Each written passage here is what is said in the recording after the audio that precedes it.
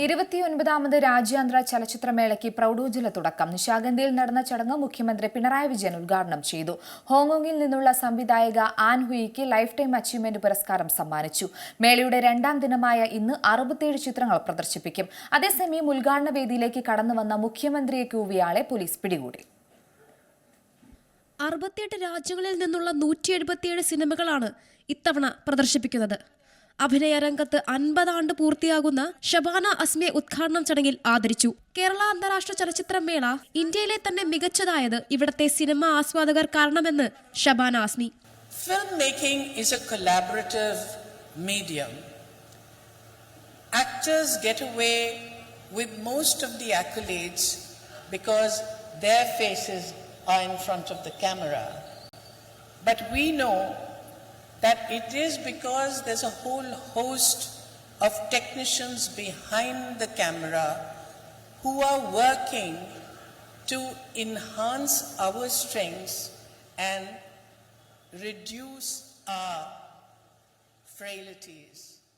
So I would like to thank cinema രംഗത്തെ മൺമറഞ്ഞ പ്രതിഭകൾക്ക് സ്മരണാഞ്ജലി അർപ്പിച്ചാണ് ഇത്തവണ ചലച്ചിത്രമേള ആരംഭിച്ചതെന്ന് സാംസ്കാരിക വകുപ്പ് മന്ത്രി സജി ചെറിയാൻ.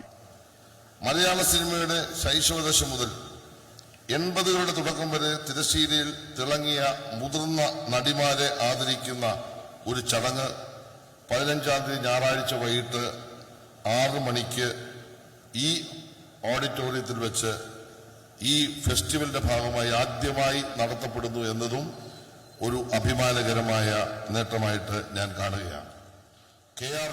ചടങ്ങിൽ സാംസ്കാരിക വകുപ്പ് director Divya S Iyer IAS, സംവിധായകനും നടനുമായ Madhupal, MLA VK Prashanth, festival curator Golda Sellam തുടങ്ങിയവർ പങ്കെടുത്തു.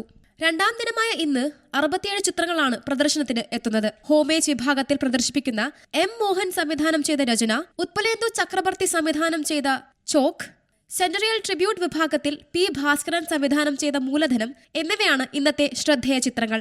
വിജയരാഘവൻ, ആസിഫ് അലി, അപർണ ബാലമുരളി എന്നിവരെ കേന്ദ്ര കഥാപാത്രമാക്കി ദിൻജിത്ത് അയ്യത്താൻ സംവിധാനം ചെയ്ത കിഷ്കിന്ദ കാണ്ഡം മലയാള സിനിമാ വിഭാഗത്തിൽ പ്രദർശിപ്പിക്കും. പെരുമാൾ മുരുകന്റെ ചെറുകഥയെ ആധാരമാക്കി വിപിൻ രാധാകൃഷ്ണൻ സംവിധാനം ചെയ്ത അങ്കമാൽ വൈകിട്ട് 6-ന് കൈരളി തിയേറ്ററിൽ പ്രദർശിപ്പിക്കും.